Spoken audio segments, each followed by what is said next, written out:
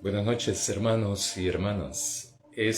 Hoy vamos a iniciar todo este mes. Vamos, como les decía yo el jueves pasado, vamos a iniciar el tema sobre el reino de Dios. En el mes de febrero estuvimos reflexionando sobre el tema de la iglesia y este marzo sería el reino de Dios. Así es que quiero invitarles a tener una oración para dar inicio al devocional correspondiente a este día. Oremos.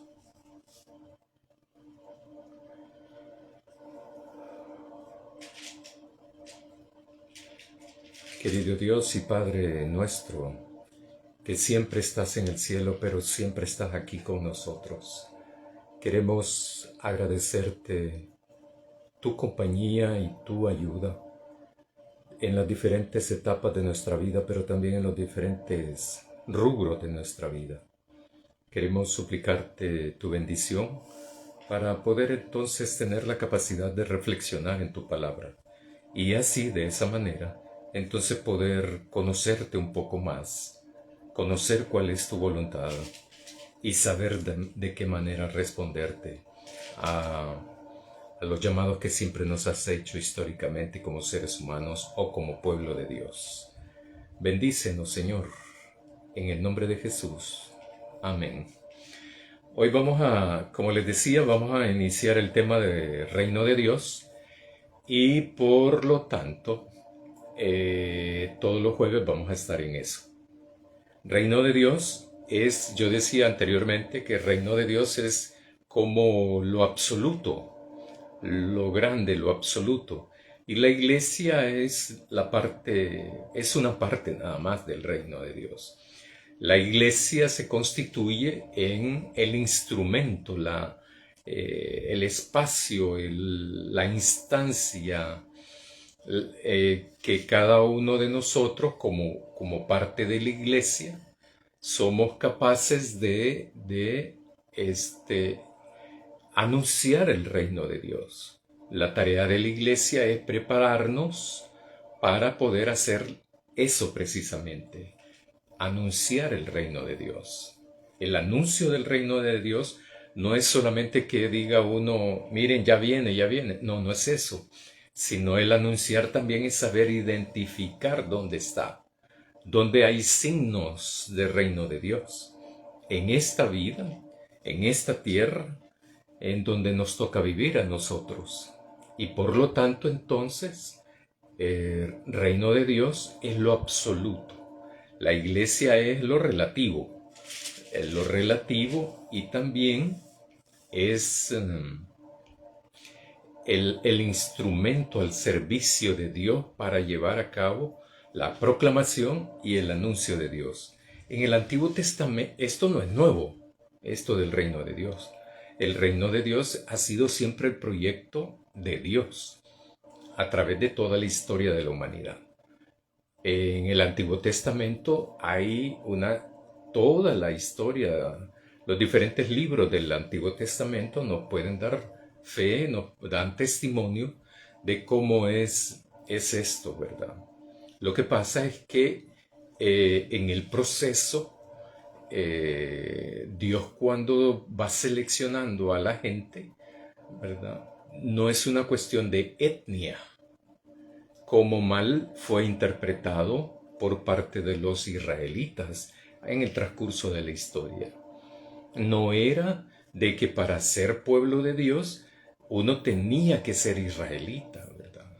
No era eso, sino que los israelitas iban a ser como el inicio que iba a ir leudando después, anunciando el reino de Dios. En todo el proceso de la construcción del pueblo, de su pueblo, Dios va haciendo una serie de, una serie de intervenciones, llamados, Dios siempre va impulsando esto del reino de Dios. El año pasado que estuvimos estudiando Éxodo, la primera lección yo decía, ¿verdad? En el capítulo 1 de Éxodo, hay un proyecto de vida, pero también hay un proyecto de muerte. El artífice, el autor del proyecto de vida era Dios en Éxodo, y el del proyecto de muerte era el faraón. Entonces, desde ahí se va, ya desde antes, pues se va identificando esto del reino de Dios. Una cosa también es el reino de Dios y otra cosa es el reinado de Dios, de cómo Dios reina, implementa, en otras palabras. Eh, es así que Dios libera a su pueblo, al pueblo esclavizado, que yo decía también en su momento de que no solo son hebreos, sino que, bueno, son hebreos, pero esa palabra también da implicaciones de que otra gente de otras culturas que estaban siendo esclavizados también se unen allí y se van junto con los israelitas propiamente dicho.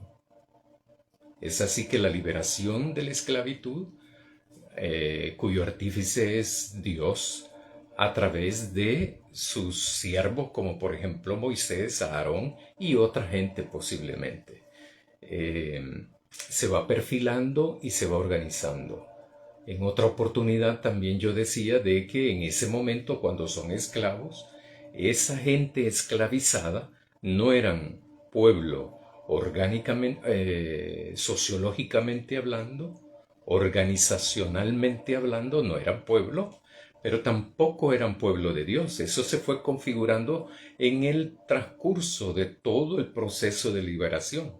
La liberación no solo significó o no solo es el momento que ellos salen, sino todo lo que tiene atrás, ¿verdad?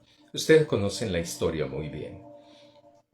Todo el proceso, Éxodo es la liberación del pueblo, es la base fundamental, la referencia de fe y el fundamento de fe, mejor dicho, en el Antiguo Testamento. Salmos y otros libros de profetas hacen referencia siempre a ese acto de liberación. ¿Por qué? Porque es eh, el fundamento, el centro de la fe del pueblo de Dios, testimoniado en el Antiguo Testamento. Ahí estoy hablando de siglos y siglos, ¿verdad? De historia. Eh, Dios ha ido entonces cambiando a través de la historia, Dios ha ido cambiando la estrategia por medio de la cual quiere proclamar su reino, quiere invitar, llamar a que los seres humanos nos involucremos en el anuncio, en ese proceso de anuncio del reino de Dios. Eh, entonces Dios ha ido cambiando estrategias. El pueblo siempre se ha ido yendo por otra cosa, ¿verdad? Por otro lado, abandonando a Dios muchas veces en la historia. Lo otro es que hay que destacar de que el pueblo de Israel era uno y el pueblo de Dios era otro. El pueblo de Israel era como todos los habitantes, era la etnia, pero el pueblo de Dios eran las personas que identificaron a Dios, a Yahvé, como su Dios y ellos como su pueblo. Eran los que hacían la voluntad de Dios. Eso es lo que determina ser pueblo de Dios. No formar parte de un país. No es como la ciudadanía, ¿verdad? No es como la ciudadanía de un país determinado. Por ejemplo, aquí, uno es salvadoreño desde nacimiento, pues. Sin embargo, ciudadano no. Ciudadano según la constitución política de El Salvador, bueno, lo que queda, ¿verdad? Es que a partir de los 18 años en adelante uno ya es ciudadano. Entonces, y como tal ya es es un sujeto con plenos derechos y plenas responsabilidades también. Sin embargo, ser pueblo de Dios no lo determina un aspecto geográfico, no lo determina una etnia, no lo determina la cultura, ni la política, ni la sociología, lo determina la fe que la persona tiene en Dios y actualmente en Jesucristo, Dios, y cómo hace la voluntad de Dios. Eso es lo que va perfilando a alguien a ser pueblo de Dios, que es la aspiración, pues. Toda iglesia cristiana aspira a ser pueblo de Dios. Todo creyente, hombre y mujer de diferente edad, aspira o debiese aspirar a ser pueblo de Dios. Entonces, el reino de Dios se va perfilando de esa manera. Dios no organiza a toda esta multitud de personas esclavizadas en Egipto, y cuando los libera, no los organiza según la costumbre de los demás pueblos circundantes. No lo organiza de esa manera. Va permitiendo ciertas libertades para que la misma gente vaya organizándose de una manera determinada.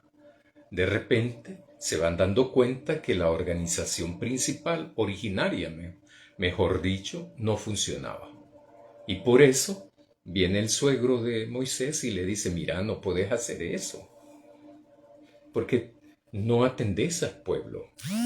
Así que mejor hay que dejar líderes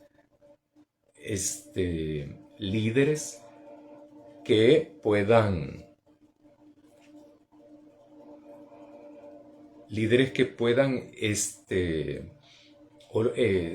desarrollar, implementar ciertos liderazgos de acuerdo a diferentes cantidades, ¿verdad? 10, 50, 100, etcétera, etcétera. Ese sistema de organización se va perfilando cuando Dios es el centro de la vida, de la obra, de la vida de toda esta gente, ¿verdad? De todo el pueblo. Es Dios quien va definiendo la estrategia, los aspectos estratégicos de la vida de la gente. Se eligen entonces a líderes para que resuelvan todo tipo de conflictos vecinales, por ejemplo. Voy a decir esta palabra, aunque no habían en esa época, pero solo para ir viendo las dimensiones de cantidades, ¿verdad?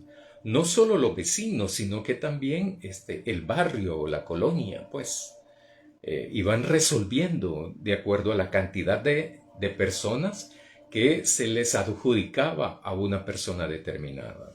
Con el tiempo van haciendo y constituyéndose en jueces. Jueces de esa época no es lo mismo a los jueces de ahora. Nunca es lo mismo. El juez en el Antiguo Testamento es para establecimiento de la justicia. Pero la justicia era, por ejemplo, alguna persona que tenía mayor capacidad económica y otro que no. El juez podía permitir entonces la igualdad de poder para el acceso a la justicia. Esa era parte fundamental de los jueces de aquella época en el Antiguo Testamento. Los jueces, si se fijan, eran los que resolvían todo este tipo de problemáticas. Pero, entonces la misma gente que tiene intereses distintos a los de Dios, entonces dicen queremos un rey, porque queremos ser como los demás pueblos. ¿Cómo explicarían eso ustedes, verdad? Era Dios el centro de la convivencia social, económica, etcétera, etcétera, ¿verdad? Cultural en esa época. Pero entonces hay sectores de esa población que no le gusta eso. Entonces tiene otra perspectiva, otra visión, basados en otros intereses que ya no son los de Dios. Ya no es la voluntad de Dios. La decisión de tener reyes no es de Dios. Nace de la gente, de sectores de esta población. Y ellos son los que lo eligen. Entonces le dice el profeta, ¿verdad? Porque el profeta se molesta, se enoja. Entonces le dice Dios, no te preocupes, ¿verdad? A vos no te están rechazando, es a mí que me están rechazando. Y ustedes conocen la historia también, ¿verdad? Y lo estudiamos en la escuela bíblica dominical también eso, el año pasado. Entonces hay que tomar en cuenta eso. Ese es el génesis, esa es la causa de la monarquía del pueblo de Israel en el Antiguo Testamento. No es otro. Entonces, ahí es donde se rompe todo el proceso de esquema que venía desde la liberación y se rompe de esa manera. Lo rompen, mejor dicho, porque no es por el devenir histórico que se rompe. Hay gente que rompe ese esquema y lo destruye, pues, ¿verdad? Entonces, es que se empiezan a elegir reyes. Reyes que después en el futuro se van corrompiendo, ¿verdad? Todos. Bueno, hay solamente dos que mencionan de que eran justos verdaderamente. Y cometen pecados, injusticias, abominaciones, diferentes tipos de pecados, ¿verdad? Etcétera, etcétera, etcétera, ¿verdad? Se dividen después en otro momento histórico y se quedan en el reino del norte unos, en el reino del sur otros. La capital del reino del norte es Samaria, en el capital del reino del sur es Jerusalén, etcétera, etcétera, etcétera. Es bien humano todo eso, ¿verdad? Es bien existencial. Entonces se rompe y luego entonces Dios lo que hace es cambia de estrategia. Porque a Dios le interesa que los seres humanos entren a su reino. Entren a su reino. Para que esto constituya la salvación permanente, histórica, eterna, para esas personas que son pueblo de Dios. Y es así como después va llamando profetas. Lamentablemente los profetas los asesinan, ¿verdad? ¿Quiénes? El mismo pueblo. Y es que como estoy preparándolo dentro de 2 domingos también, ¿verdad? Por eso es que me sale eso.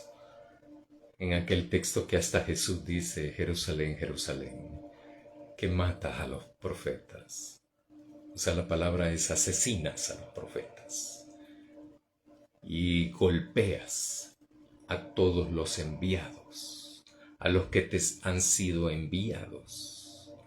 O sea, todos los apóstoles, porque la palabra es esa, apóstol, a todos los que se te son enviados. Los apedreas, los maltratas, los destruyes, los asesinas, ¿verdad? Entonces, ¿quién? Jerusalén, ¿verdad?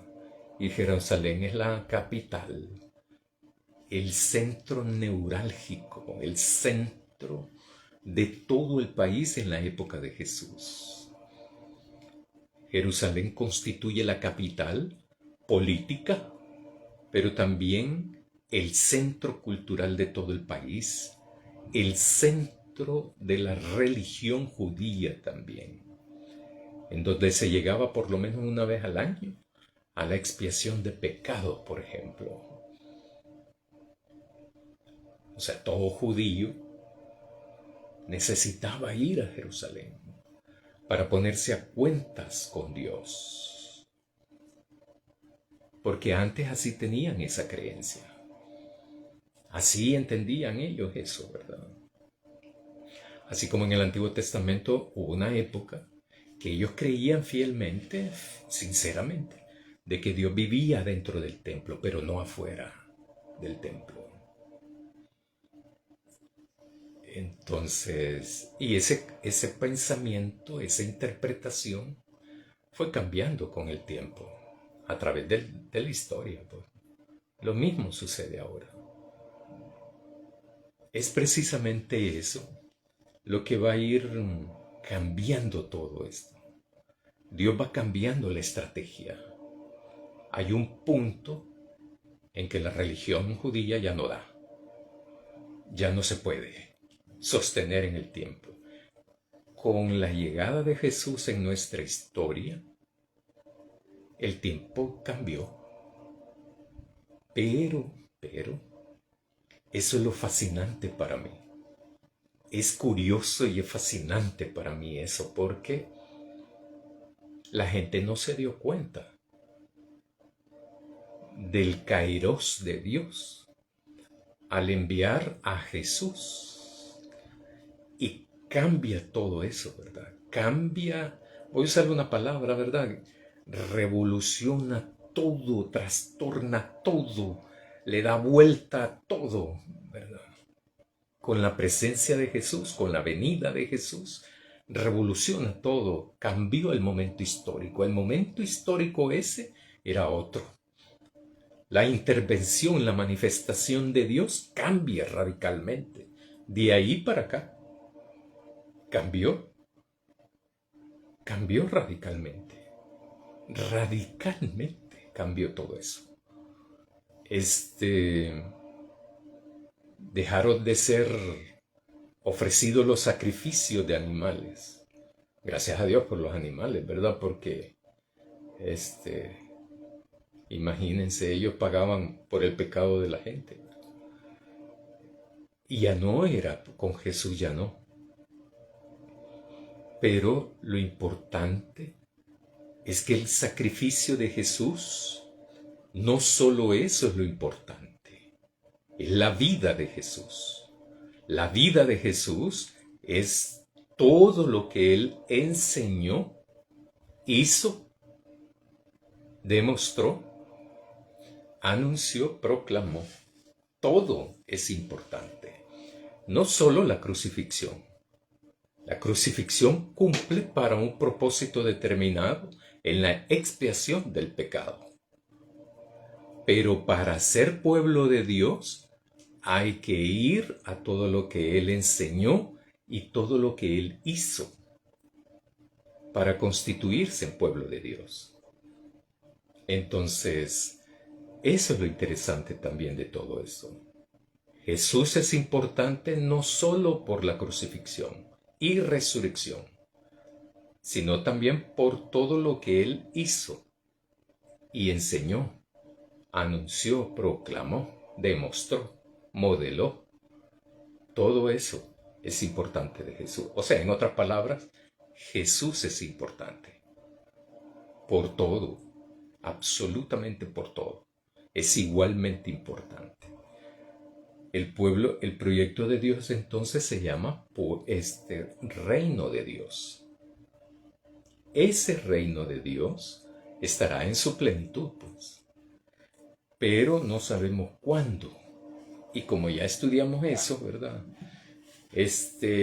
No les tocaba ni a aquellos ni a nosotros saber lo que Dios en su absoluta autoridad va a decidir, definir cuándo. A mí me queda claro eso en el libro de los Hechos. Me queda claro eso.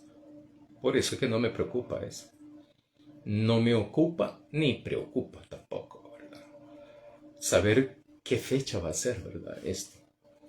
Quiero invitarles a buscar en el Evangelio según Lucas, el capítulo 12, los versículos del 22 al 31. Voy a leer la versión de la Biblia de nuestro pueblo. Dice, versículo 22, a sus discípulos les dijo, por eso les digo que no anden angustiados por la comida para conservar la vida, o por la ropa para cubrir el cuerpo. La vida vale más que la comida, y el cuerpo más que la ropa. Miren a los cuervos, no siembran, no cosechan, no tienen graneros, ni despensas tampoco, y Dios los alimenta. ¿Cuánto más valen ustedes que las aves? Eso se lo está diciendo Jesús a los discípulos. Versículo 25. ¿Quién de ustedes puede, por mucho que se esfuerce o por mucho que se inquiete, prolongar su vida un poco, si no tienen poder en lo más pequeño, ¿por qué se preocupan de lo demás? Miren cómo crecen los lirios, sin trabajar ni hilar. Les aseguro que ni Salomón, en el esplendor de su gloria, se vistió como uno de ellos. Pues si a la hierba del campo, que hoy crece y mañana la echan al horno, Dios la viste así, ¿cuánto más a ustedes, hombres de poca fe?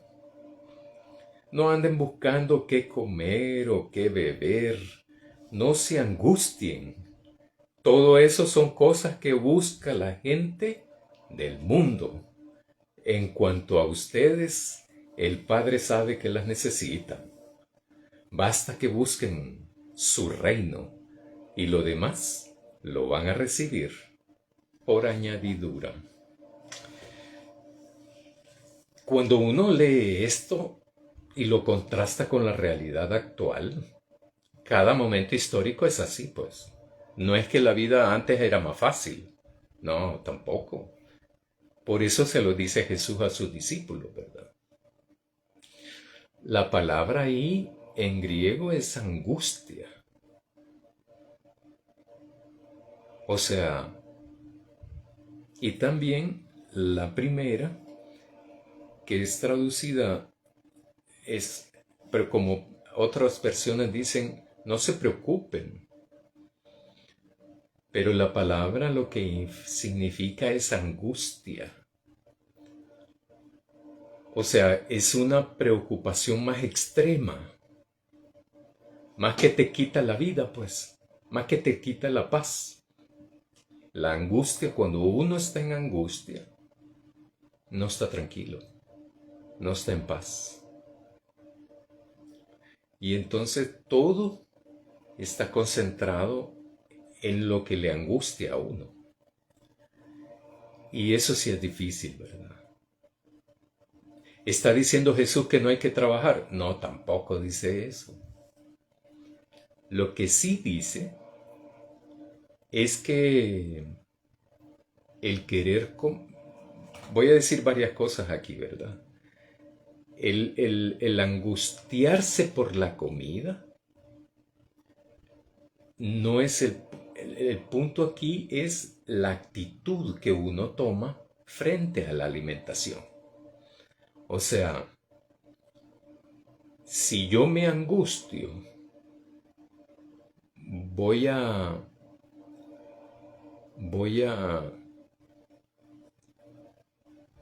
dejar de comer o voy a seguir comiendo.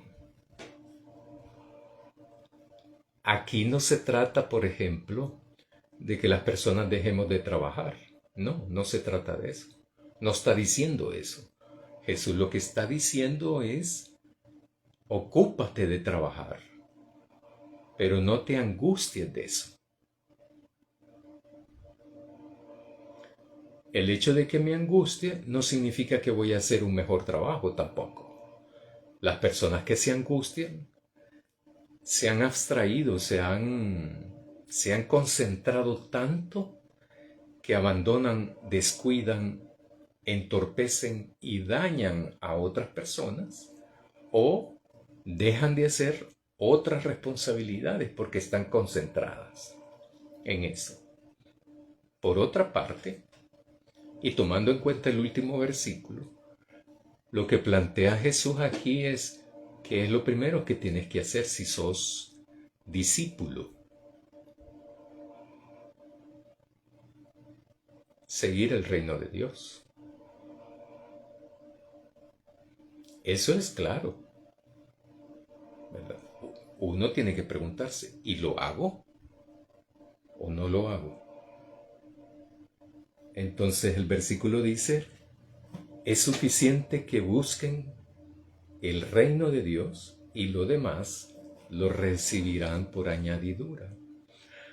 Quiere decir entonces que si yo busco, sigo el reino de Dios, me va a caer la comida. No está diciendo eso tampoco.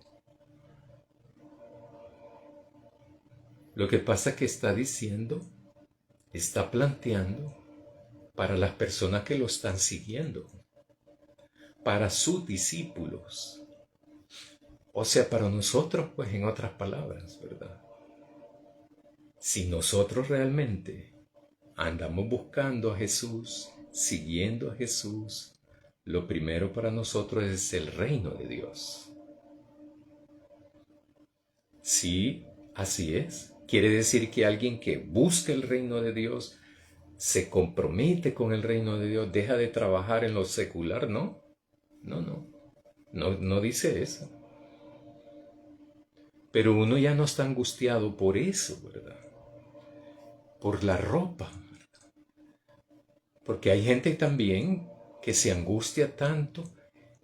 Bueno, yo he conocido gente que dice, no tengo ropa, ¿verdad? Hasta tiene, bueno, por ejemplo, tienen closet, ¿verdad? Con abundante ropa y todo. Pero dicen que no tienen ropa. Porque hay gente que se viste para la gente y no para uno. O sea, yo me he visto para mí. No me he visto para nadie más. Para nadie más. Yo me he visto para mí.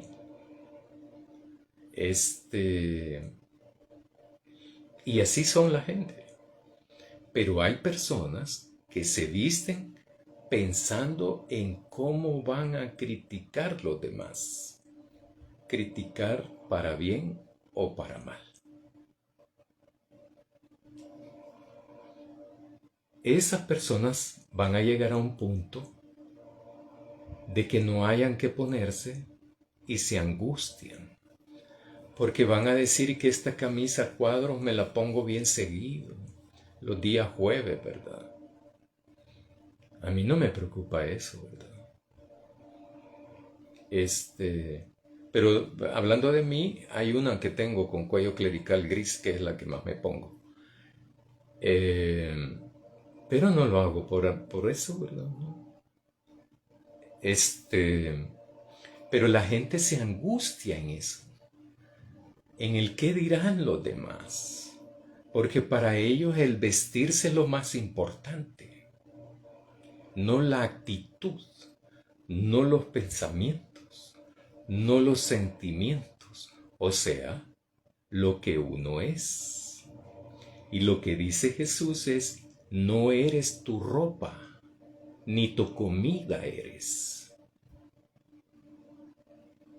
¿Que acaso la vida no es más importante que la comida? Lo que está haciendo Jesús es ayudándole a los discípulos a ubicar las cosas en su justa dimensión, si es que el propósito es seguirlo. Si acaso los discípulos, el propósito es buscar el reino de Dios, entonces hay que cambiar la estructura de valores. Hay que cambiar nuestra forma de entender la realidad, la vida, y no sucumbir a los estereotipos, ¿verdad? Y valores de una sociedad secularizada o, como dice Jesús en el texto, el mundo. Porque entonces allí es donde uno se va definiendo quién es. Uno es discípulo o una es discípula de Jesús o es discípulo o discípula del mundo. Claro, cada quien va a tener formas de pensar diferentes absolutamente, radicalmente distintas, radicalmente diferentes, actitudes distintas, estructura de pensamiento distinta. Este actúa así porque se la pica, ¿verdad? Eso es de la sociedad secularizada.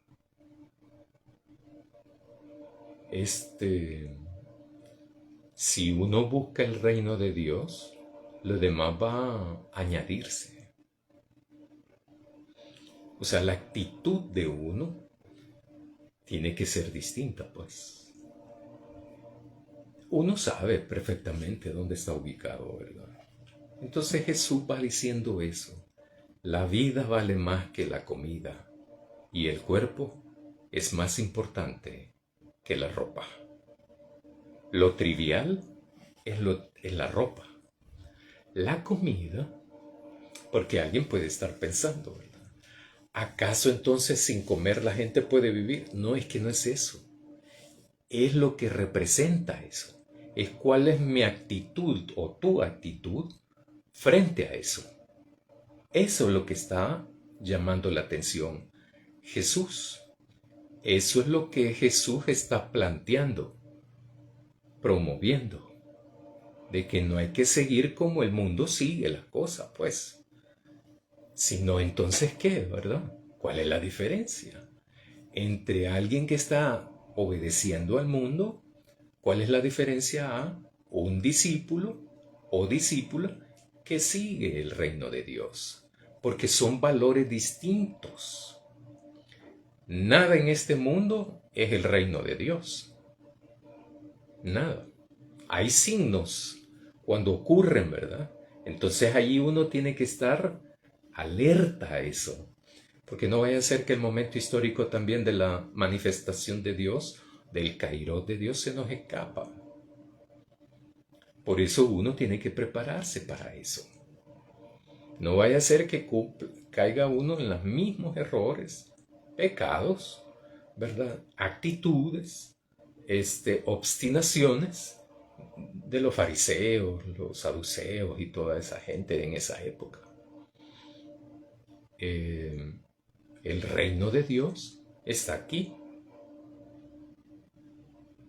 y uno tiene que anunciarlo. La iglesia tiene que anunciarlo. El anunciarlo no siempre significa gritarlo, vociferarlo, sino implementarlo. Por ejemplo, si hay una persona que está muy dedicada, ¿verdad?, a la empecinada y angustiada por el vestir, y entra la conciencia de que ya no, porque Jesús plantea eso. Eso es un signo del reino de Dios, entonces, el cambio, la transformación, pues. La Biblia, el Evangelio, la Biblia, es la que nos va determinando cómo debemos de ser, cómo tenemos que comportarnos, pues, ¿verdad? Entonces, hay personas que dicen, por ejemplo, es que uno debe de ser ciudadano del reino de Dios. Y podría ser, llamarlo así, ¿verdad? O integrante o formar parte del reino de Dios. Pero ese tiene un perfil determinado. Así como un salvadoreño tiene, un ciudadano o ciudadana salvadoreña tiene un perfil determinado, así son también los integrantes, los que forman parte del pueblo de Dios. Y el pueblo de Dios es el que va a formar parte del reino de Dios, no lo demás. Entonces, claro, ser del pueblo de Dios debe de tener un perfil determinado. Pero de seguro es así, ¿verdad? Que alguien que está angustiado por la ropa no va a formar parte, pues, del pueblo ni del reino de Dios. ¿Por qué? Porque no cambió. No cambió su estructura mental. No cambió sus valores. Siguió arrastrando los valores del antirreino, por ejemplo. De darle más prioridad a la ropa que al cuerpo. A la ropa que al ser humano.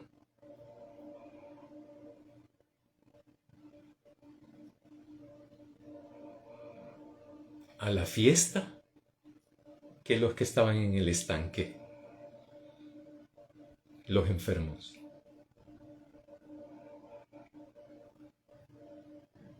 A veces uno tiene que tomar decisiones, pues, ¿verdad? de seguir siendo más de lo mismo o cambiar radicalmente. Porque si yo estoy con el convencimiento de que entrar en el camino de Dios debe uno de experimentar una transformación radical.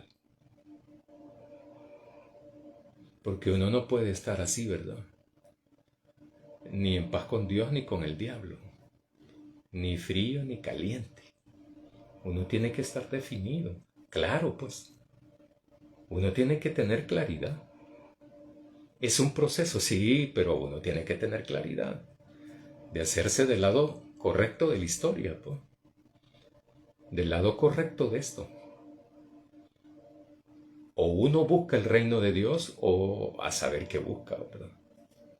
Pero uno, si busca el reino de Dios, debe de entonces estudiarlo para poderlo entonces saber y ser coherente con lo que uno sabe.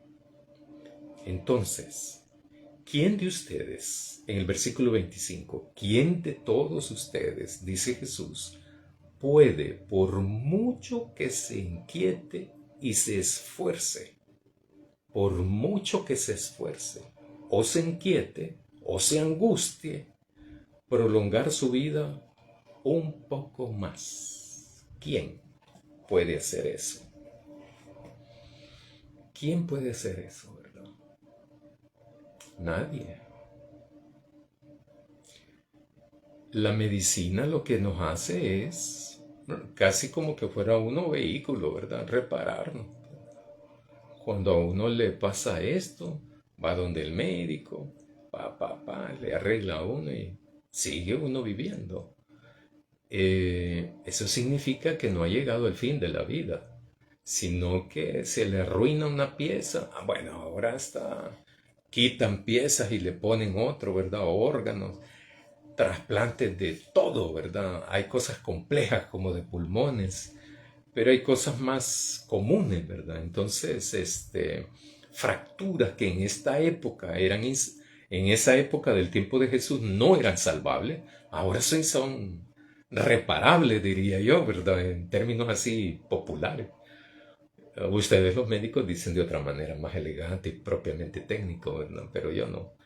Este, entonces a mí siempre me parece eso muy, muy curioso porque cuando uno se enferma, le pasa esto, lo otro, va al médico, le dan medicina que le sirve para la estabilización, la mejora y la sanidad, ¿verdad? Y ya. No significa que me están prolongando la vida, me están prolongando la calidad de vida en cuanto a ese tipo de cosas, ¿verdad? Que he mencionado. Sin embargo, ¿quién puede decir cuando ya este, estoy a punto de morirme? No, ¿verdad? Yo quiero vivir 5 años más y ¿qué tengo que hacer para eso? Nadie me va a decir, pues, ¿verdad? Cuando ya soy terminal, terminal, va. Y ya. A eso se refiere Jesús. Nadie puede prolongar la vida. Nadie. Entonces, lo que plantea Jesús es eso. Pero también dice, si no tienen poder de lo más pequeño, ¿por qué se preocupan de lo demás? O sea, no hay que darle tanta importancia a lo relativo. Es mejor que hay que enfocarse en lo medular, en lo central. Y eso lo plantea en el versículo 31.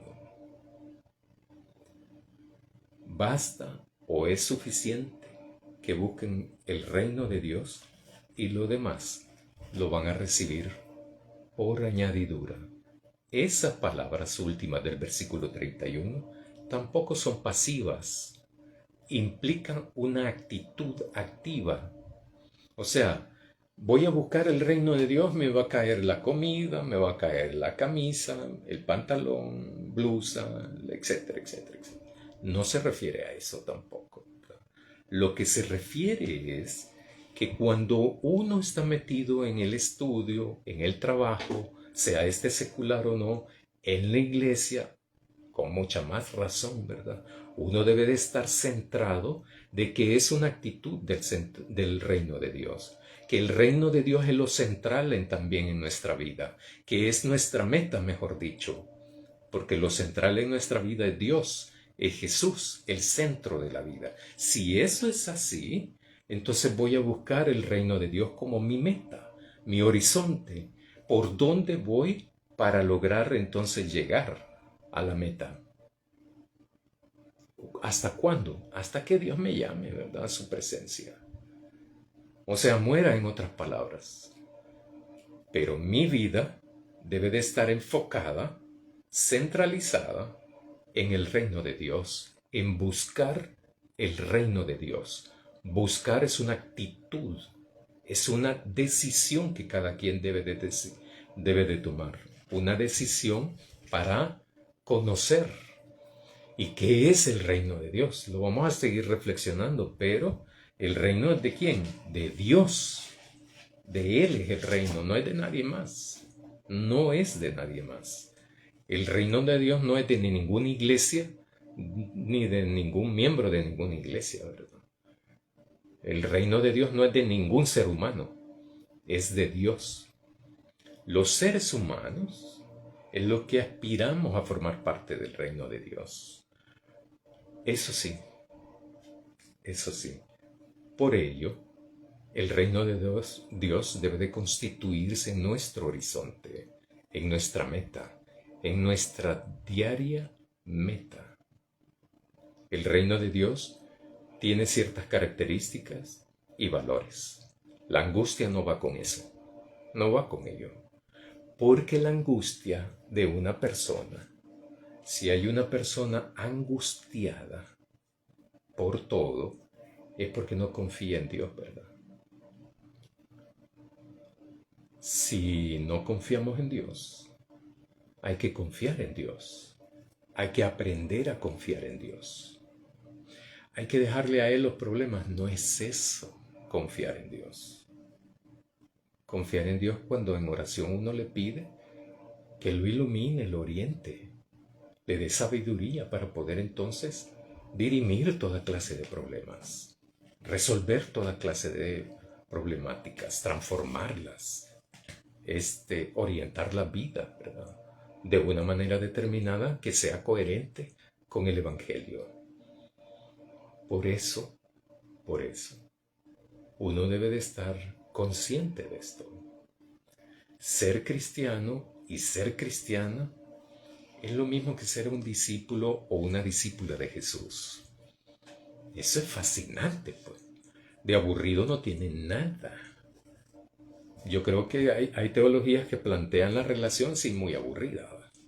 Entonces, que ni yo le entro a eso a esta edad, ni menos joven. Porque uno tiene que ver la creación para saber que quien hizo esta creación fue una persona, fue Dios, fue alguien que tenía tanta creatividad, ser diverso. Cuando uno se mete en esa cosa, ¿verdad? Uno puede darse cuenta de que Dios también tenía un buen sentido del humor. Porque toda la creación es alegre. No hay nada triste en la creación, ¿no? Al menos yo nunca he identificado nada triste. Porque hasta los días que son nublados tienen su destello, esa cosa, ¿verdad?